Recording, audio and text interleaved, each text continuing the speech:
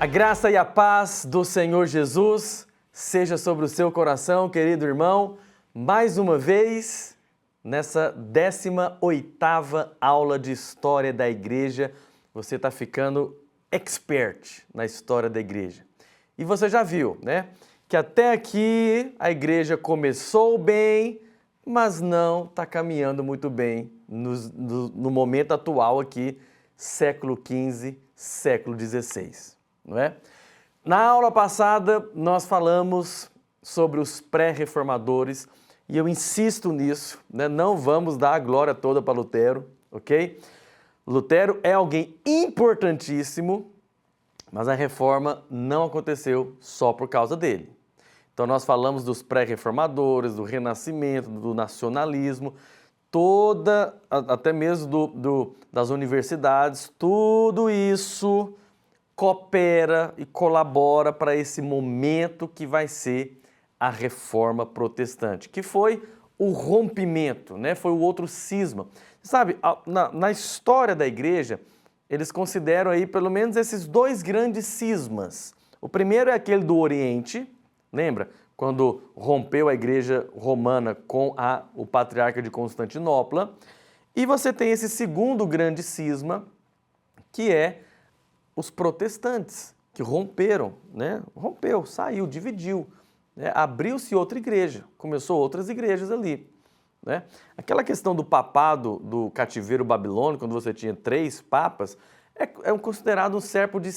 considerado também um certo tipo de cisma do Ocidente, né? Mas não dividiu a igreja necessariamente. Então, quando a gente fala assim de dividir, tem esses dois grandes momentos, a igreja ortodoxa e a reforma protestante. Bom, e o que vai ser então a reforma protestante? Você deve começar essa aula de hoje lembrando de tudo que nós falamos na aula passada.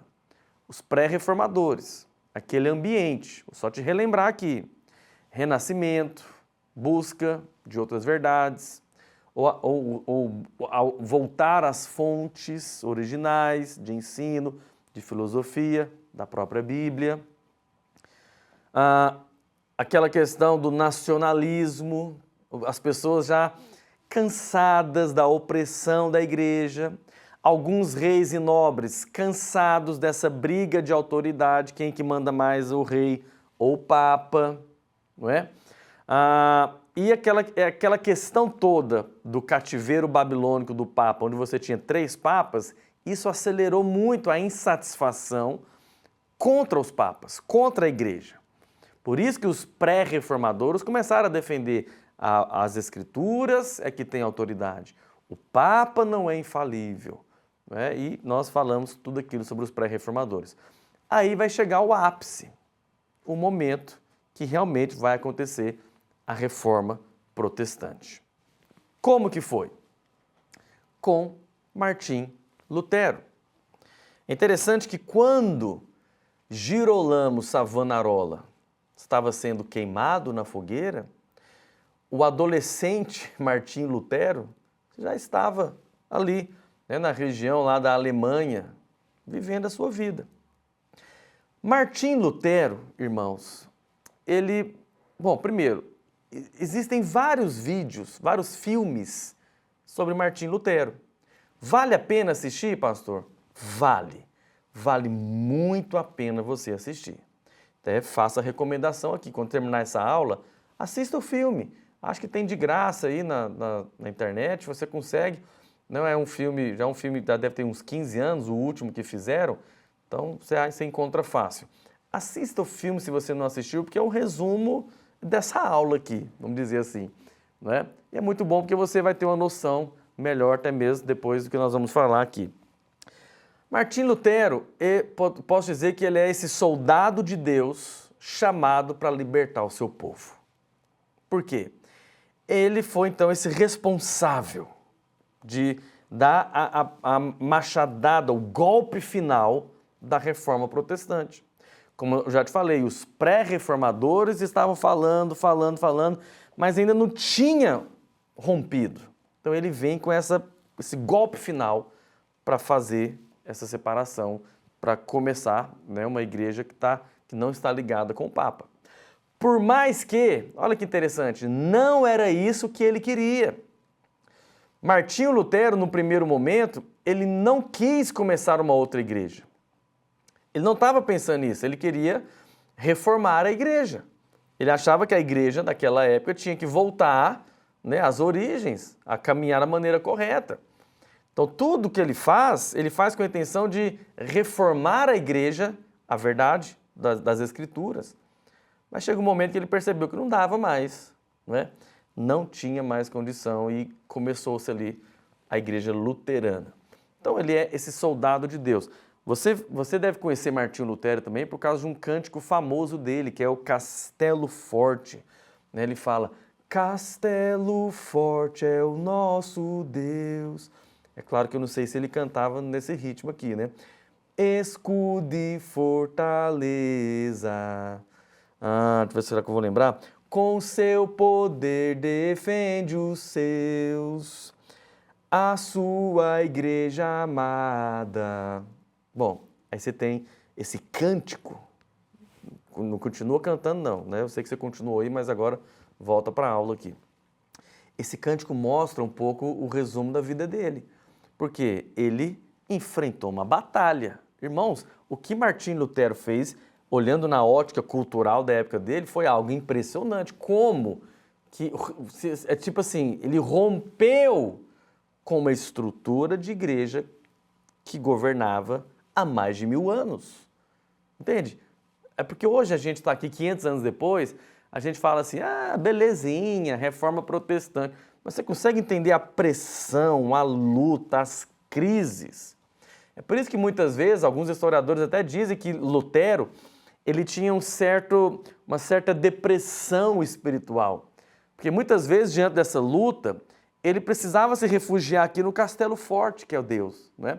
Porque muitas vezes nessas lutas ele era pego pelo desânimo, se abatia, né? Ele certa vez diz que quando estava na peste negra, né, ele dizia às vezes se sentir abandonado por Cristo, né, diante da situação ali. Né? Sabe uma coisa que marca Lutero, irmãos? Ele é humano. Ele até defendia isso.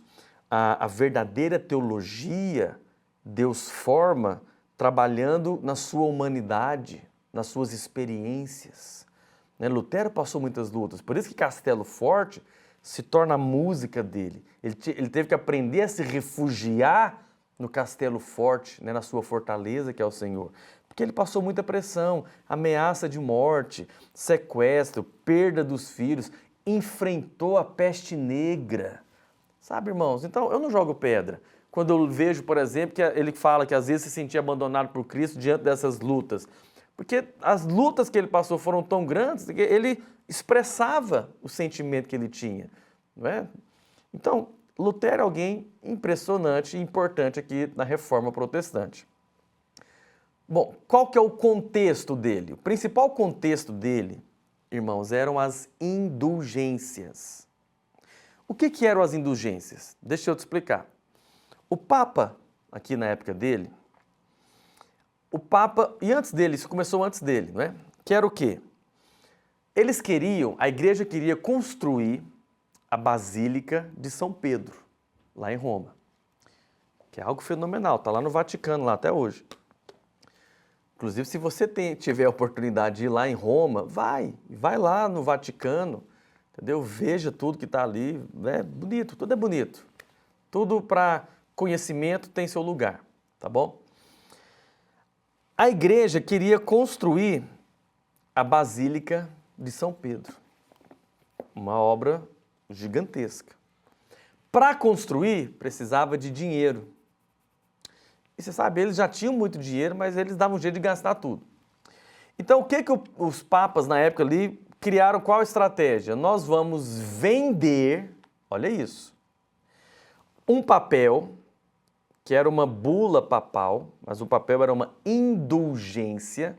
Pode até mostrar aí para mim, né? Eu coloquei para você um exemplo. Isso é como se fosse uma indulgência, que resumindo, o que esse papel dizia? Esse papel, né, seria colocado ali no seu nome, e a indulgência é o quê? É a palavra indulgência é exatamente perdoar, né? É perdoar o erro que você cometeu.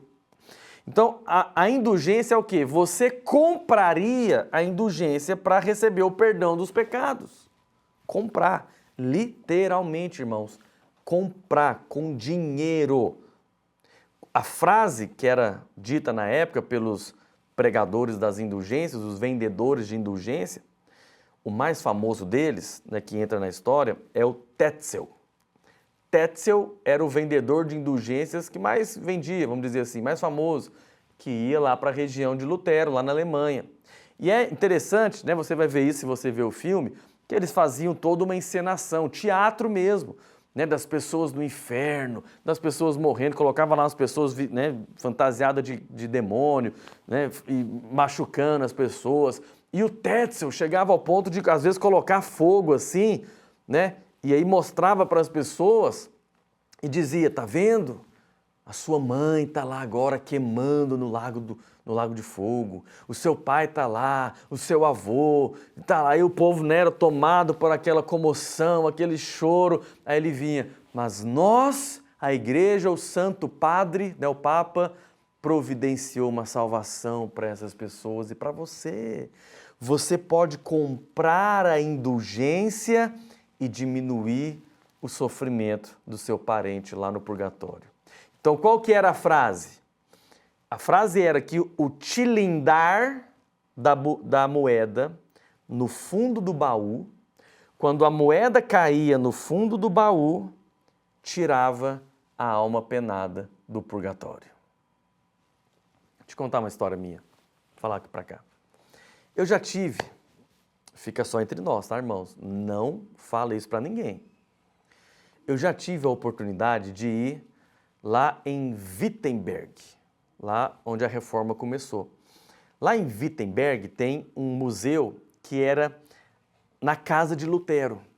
É um museu lá que é a casa de Lutero. E lá você vê todos os elementos, né, que envolveram a reforma protestante, as indulgências e tudo, né, onde Lutero fazia as reuniões, onde tudo começou, né? Você pode ir lá no castelo onde foi ele pregou as 95 teses, é um passeio muito interessante. E eu me lembro que eu estava lá com um grupo de irmãos e chega num momento lá no museu que lá tem o baú, onde eles colocavam as moedas. Coloca para mim os baús, o baú. Aí na frente tem uma foto do baú. Colocou? Esse é o baú. Você pode ver, né, bem antigo, né, de ferro. E a ideia era que as pessoas compravam a indulgência, aquele papel, e tinham que colocar a moeda de ouro, né, de prata, aí dentro desse baú. Coloca na foto anterior, já que eu estou falando disso, aí na foto anterior é um desenho que você tem um pouco dessa representação das indulgências. Tá vendo ali? Você tem um representante da igreja segurando o papel, que são as indulgências. E você tem lá as pessoas na fila comprando essas indulgências. Então você comprava para você comprava para os seus parentes, né? Enquanto, tipo assim, se você queria diminuir o seu parente lá tantos anos do purgatório, era um valor, né? Se era poucos anos, era um outro valor. Então, naquela época eu vivia em função disso. Então, volta aqui para mim. Aí eu estava lá no museu, estava lá conhecendo tudo, estava com um grupo de irmãos. De repente, nós paramos lá onde estava o cofre, né? Esse cofre que se dizia que o barulho da moeda no fundo do baú tirava as pessoas, a alma do purgatório. O que eu fiz? Só entre nós, irmãos. Não fale isso para ninguém. Aí eu estava lá, na hora que o grupo andou assim, foi para frente, eu peguei minhas moedinhas e pensei assim, sei não, vai que Lutero tá errado, né? Peguei minhas moedinhas e plá, plá, plá, plá. Joguei lá um para cada membro da minha família e falei, vou garantir o meu aqui, vai que o Lutero tá errado. Olha aqui, tô brincando com você, tá? É brincadeira. Eu fiz isso? Fiz. Não para tirar as vidas do purgatório, claro, né, irmãos? Mas eu fiz só porque eu queria ouvir o barulho da moedinha caindo, né? Porque essa era a frase. Essa era a frase que era dita, o barulho da moeda no fundo do baú tira a alma do purgatório. Aí eu pensei, poxa vida, eu tô aqui na frente de um baú desses, eu não vou ouvir o barulho da moedinha? Não, aí eu joguei a moedinha lá, foi só uma na verdade, para ouvir o barulho. Aí depois, conversando, né, lá com o pessoal do museu, eles disseram que lá é o lugar onde eles mais arrecadam, porque todo mundo quer jogar a moedinha lá para ouvir o barulho, né? Mas enfim, só para servir de curiosidade para você. Se você quiser também, tiver a oportunidade, vai lá em Wittenberg, lá tem vários museus que contam a história da Reforma. Amém? Então, o que acontece aqui? Lutero, as indulgências, era isso que acontecia na época de Lutero. A salvação era vendida, né? Primeiro que você podia comprar a salvação de alguém que já morreu, né? Não tem isso na Bíblia. E a salvação, você percebe que a salvação aqui não é pela fé, é por compra, literalmente. Então os nobres compravam, mas os pobres, né, coitados, iam queimar no inferno, não tinha salvação para eles, porque era caro. Não fica achando que isso aqui era 10 reais. Não, era caro, irmãos. Tá? Afinal de contas, estamos falando de comprar a salvação. Então, esse é o contexto que Lutero vive. Antes dele converter, ele era estudante de direito. O pai dele queria que ele fosse advogado. Quando ele era ali jovenzinho, quase para 20 anos, ele está fazendo uma viagem, né, acho que talvez voltando para sua casa, de uma cidade para outra, onde tem uma tempestade. E ele está num campo aberto e raios estão caindo, raios mesmo, né, o relâmpago. E naquilo ali ele pensou, hoje eu morro, eu vou morrer, né, não tem escapatória. Ali ele fez uma promessa para Santa Ana. Então lembra, ele era católico. Santa Ana era a protetora da família lá dele, da cidade, não sei. Ele faz uma oração para Santa Ana, né, dizendo que se ele fosse salvo, ele ia dedicar sua vida para a igreja. Aí a Santa Ana cumpriu lá, né, com a parte dela da promessa, né, ele não morreu naquele dia. Estou brincando também, tá bom, irmãos? Ele não morreu ali, tem nada de Santa Ana que protegeu ele. Mas, na ótica dele ali, né, ele entendeu que ele foi salvo, né, pela Santa Ana, então ele abandona a vida lá do direito, da advocacia, e ele vai para a igreja, vai para um monastério. Ele vai se tornar, olha a importância dos monges, ele vai se tornar um monge agostiniano. Então é bom isso. Bom de ser agostiniano é bom também. Mas ele vai e se torna um monge agostiniano, ele vai estudar, ele vai ler a Bíblia, ele vai conversar e ele vai buscando a sua conversão. Você sabe, ele era muito atormentado por Satanás. Ele conta muito isso, né, nas biografias que a gente tem, nos escritos. Ele fala muito disso, ele era atormentado, o diabo ficava atormentando ele, principalmente com a questão da salvação, ele não se sentia salvo. Então ele lutava pela salvação, sabe, irmãos? Ele diz, é até triste, ele fala que antes, olha que interessante, ele já era monge, mas antes de conhecer a graça, ele dizia que odiava Deus. Porque ele não conseguia, como é possível adorar esse Deus? Deus é mau, ele falava. Né? Mas ainda assim, porque era o que ele conhecia, ele se esforçava. Ele era atormentado e buscava a sua salvação. Conta-se, né, que ele era tão atormentado com isso, em encontrar a paz através da lei, do cumprimento das obediências ali, que ele confessava os pecados deles de tudo para o confessor dele, né, lá o outro monge que ensinava ele lá no monastério. E diz que esse monge uma vez falou assim para ele, Lutero, chega, você vem aqui no meio da noite, eu estou dormindo, para confessar esses pecadinhos seus. Então, diz que o confessor falou para ele assim, Lutero, vai lá na rua, mata alguém, faz alguma coisa realmente ruim, aí você vem confessar comigo. Porque Lutero era tão condenado, irmãos, né, que às vezes um pensamento que ele tinha, ele já procurava o cara. Olha, eu preciso confessar, eu pequei, né, eu não quero perder a salvação. Então ele vivia angustiado por causa disso. Aí o que o tutor dele ali falou? Olha, vai para Roma, vai lá para Roma, porque lá você vai encontrar paz, lá você vai encontrar as respostas. E ele vai. No que ele vai para Roma, irmãos, é aí que ele escandaliza. Porque lá em Roma ele percebeu o mercado que tinha. um mercado de indulgências, né? Lá ele encara a escadaria lá para subir numa das igrejas lá em Roma, as pessoas paralíticas, né? Sem braço, doente, tendo que subir aquilo, pagando penitência. Lá ele vê todas as relíquias, né? Que ele fica na fila para encostar lá na cabeça de João Batista. Sabe, lá em Roma, ele viu, aí que ele escandalizou mesmo, com as relíquias, com as penitências, com a dificuldade de encontrar salvação. E aí, qual que era, né, o grande ponto de Lutero? É o texto de Romanos 1,17, quando diz que o justo viverá pela fé. Só que Lutero entendia a justiça divina da seguinte maneira: eu preciso cumprir a justiça divina para ser salvo, que era a mentalidade da época. Então, para eu ser salvo, eu preciso cumprir a justiça divina, até que um dia, acho bonito isso, né? Porque um dia, lendo Romanos, a luz de Deus brilhou. E ele entendeu que a justiça que salva não é a dele. Mas quando a Bíblia fala que o justo viverá pela fé, é a justiça de Cristo. Uau! É a justiça de Cristo. Então, os olhos de Lutero começaram a ser abertos para o que Agostinho já dizia, não é?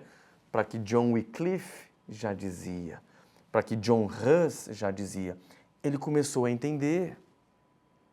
Aí, no dia 31 de outubro de 1517, ele escreve as 95 teses. Pastor, o que ele fez ali? Deixa eu te explicar. Na época dele, irmãos, era comum você definir temas e chamar para o debate. Olha, precisamos debater sobre isso aqui.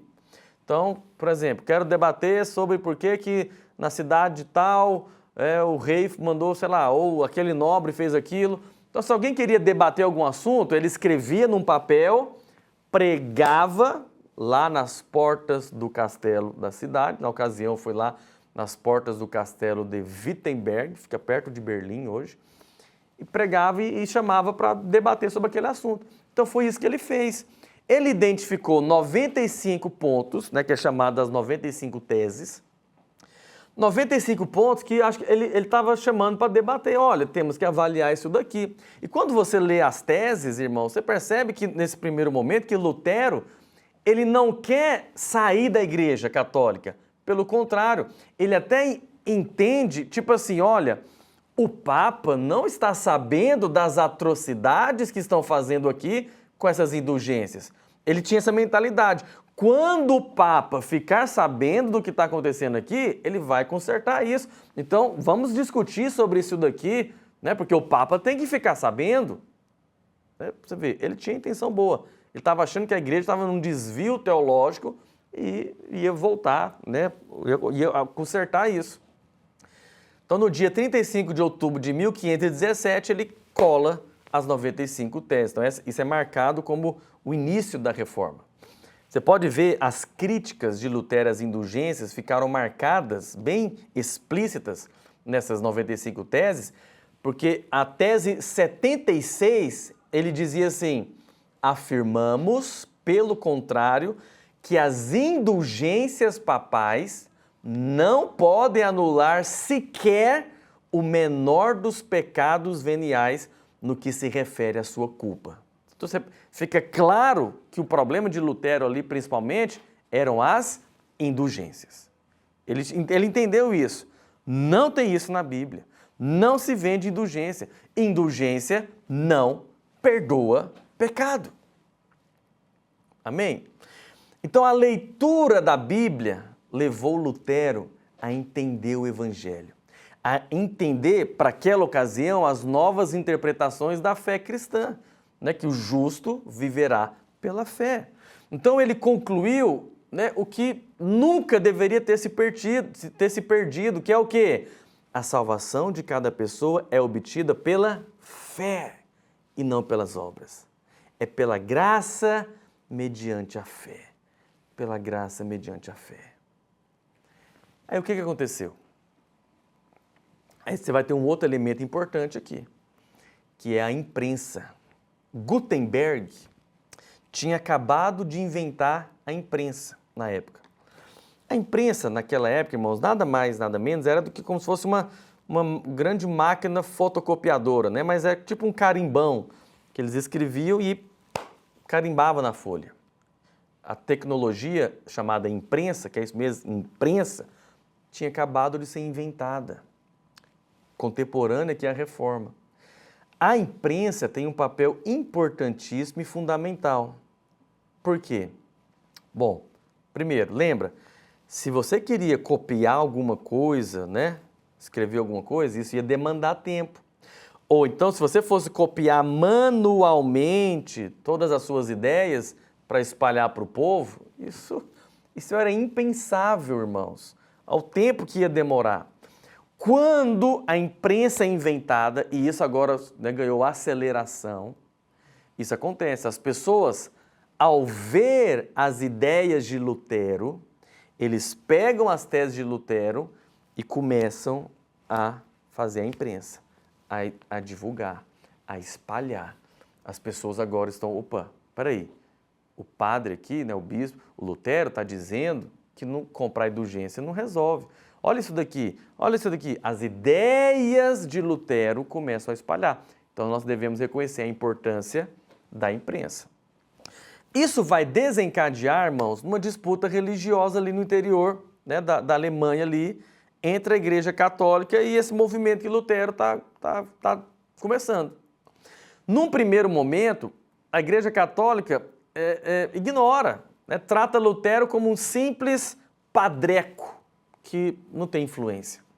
Mas as coisas vão crescendo, as ideias vão divulgando e a coisa vai ganhando corpo.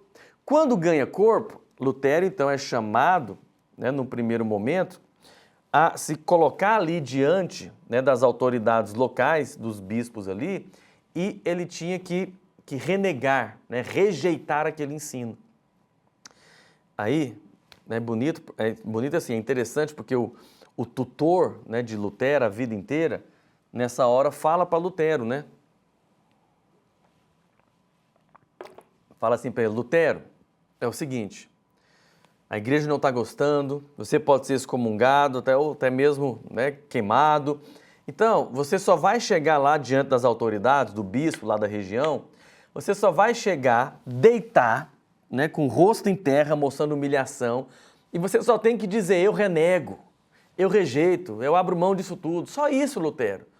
Mas ele não consegue, porque a transformação dentro dele foi genuína, né? Aí ele vai, né, para esse lugar ali em 1521 com a intenção até de renegar, mas ele não consegue. Ele fica debatendo, ele fica tentando convencer a igreja ali, os representantes, né? E nisso daí Lutero continua, já está sofrendo perseguição, mandam pegar tudo que é escrito dele para queimar, mas o pessoal da imprensa, né, continua ali imprimindo e espalhando, e ele vai escrevendo, mas o ambiente vai ficando complicado, vai ficando tenso, né? E nesse contexto aí, ele vai formular, né, o princípio das 5 solas, né, que todo reformador defende, mas é nesse momento aqui que vai surgir as 5 solas. Quais? Importante você lembrar, hein? Sola fide, somente a fé. Então qual que é a base? Somente a fé. Depois, sola scriptura, somente a escritura. Solus Christus, somente Cristo. Sola gratia, somente a graça. E soli Deo gloria, glória somente a Deus. São as 5 solas. É a base da reforma protestante. Pastor, eu sou protestante, eu sou da reforma. Você tem que defender isso aqui. Só a fé. Qual é a salvação? É somente a fé. É somente pela fé. O que é a base de autoridade? Somente a Escritura. Quem é o cabeça da igreja? Somente Cristo. A salvação é como? Somente a graça. E glória somente a Deus. São as 5 solas que ele lança.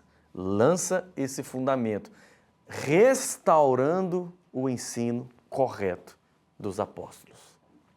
Isso que a gente crê. Mas o cerco está fechando contra Lutero. Aí ele foi chamado para ir na dieta de Worms, Dieta é o nome ali de reunião. Era uma reunião que ele foi chamado. De novo, e aqui, irmãos, tinha muita gente importante. O representante da igreja, o imperador ali da Saxônia estava ali, tá? E aí, ele é levado diante desse lugar cheio de pessoas contra Lutero, com raiva de Lutero. Os amigos de Lutero falando para ele, Lutero, você vai morrer, para com isso, rejeita isso daí, você vai morrer. Eles colocam diante de Lutero, né, todos os livros, os materiais que ele já tinha escrito. E ali é uma coisa simples, a imposição da igreja. A igreja fala, você reconhece que isso é seu? E ele fala, sim, eu reconheço que isso é meu, fui eu que escrevi. Aí eles falam, você nega tudo isso? Tipo assim, você rejeita? Considera que é heresia? Aí ele fala, né, irmãos, uma das frases mais lindas. É uma frase grande, mas eu vou resumir aqui. Ele diz, a não ser que eu seja convencido pelas Escrituras, eu não posso e não vou reconsiderar. Que Deus me ajude. Uau! Aqui ele lançou sola Scriptura, só a Escritura. Ele falou o seguinte, eu só declaro que é heresia o que eu escrevi se eu for convencido pelas Escrituras e não pela opinião do Papa ou pela opinião da igreja. Aí ele comprou uma briga muito grande. Quando ele saiu de lá, irmãos, desse lugar, foi um alvoroço. Sabe, nós podemos dizer que a reforma protestante também só aconteceu por causa de um divino sequestro. Por quê? Agora eu preciso que você entenda. Lembra de quando eu te falei que os nobres e os reis também já estavam cansados da igreja?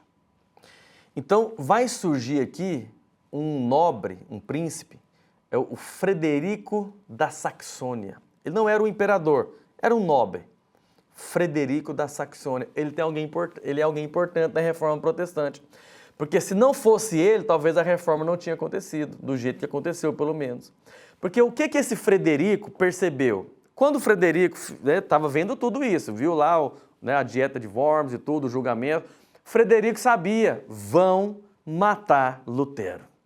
Lutero está com o tempo contado. E diz que Frederico da Saxônia descobriu, né, um complô ali, um sequestro que eles estavam planejando contra o Lutero para matá-lo. O que o Frederico da Saxônia fez? Agiu antes. Ele foi lá e sequestrou Lutero antes dos outros. Lutero não sabia. Né? Lutero achou que estava sendo sequestrado mesmo. Mas Frederico foi lá, pegou, né, uns cavaleiros ali, abordou a carroça lá de Lutero no meio da noite e sequestrou Lutero antes dos outros. E levou Lutero lá para o seu castelo, e aí explicou para Lutero toda a história, deu para Lutero proteção, cuidado, né, provisão, e nesse tempo Lutero se dedicou a continuar escrevendo e ele traduziu a Bíblia para o alemão. Ou seja, Frederico da Saxônia, ele tem esse papel importante. Você consegue, irmãos? Porque quando ele estava sequestrado, foi quando ele realmente teve tempo ali para se dedicar. E aí as ideias dele começaram a fluir, a espalhar. Então, Frederico da Saxônia tem um papel importante. Ele até, lá na cidade de Worms, lá tem umas estátuas ali em homenagem à Reforma, que o Frederico está ali. Né? Ele é homenageado, é considerado como alguém que teve um papel importante. E aí, né, irmãos, nesse processo aí, Lutero começa então a reforma protestante, até que vai chegar um momento onde ele percebe, e as pessoas que estavam, né, seguindo ele, que não dava, a Igreja Católica não ia mudar. Então, eles iniciam a Igreja Luterana. É uma igreja alemã. Aí, depois, né, toda a Alemanha vai abraçar o luteranismo, não é? É uma igreja que no primeiro momento parece com algumas coisas com a igreja católica, como por exemplo a transubstanciação. É uma igreja ainda que está misturada igreja e Estado, né? Mas é o primeiro passo. É importante você entender que o luteranismo não rompe com tudo, né? Lutero inicia o processo da reforma e depois você vai ter vários outros homens de Deus que vão dando mais passos, né, de restauração, de reforma protestante.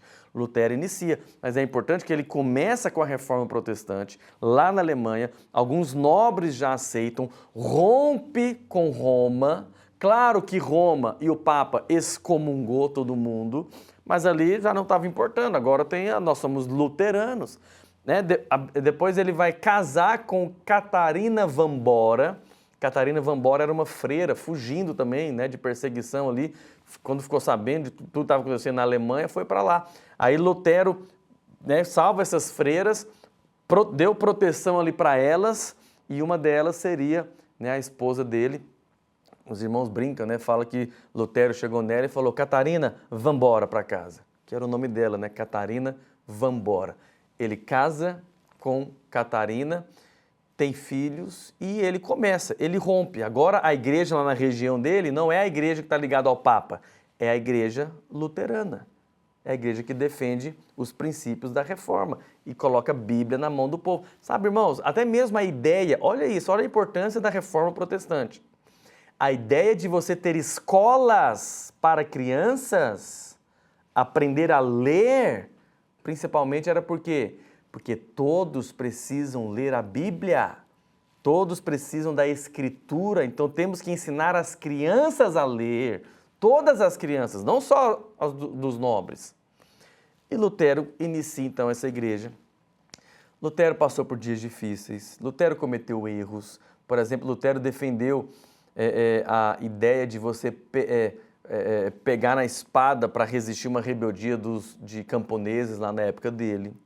Lutero resistiu outros reformadores da época dele. Ele cometeu erros. Por quê? Porque é importante dizer isso, irmãos, porque para a Igreja Católica, os pais da igreja são santos, perfeitos.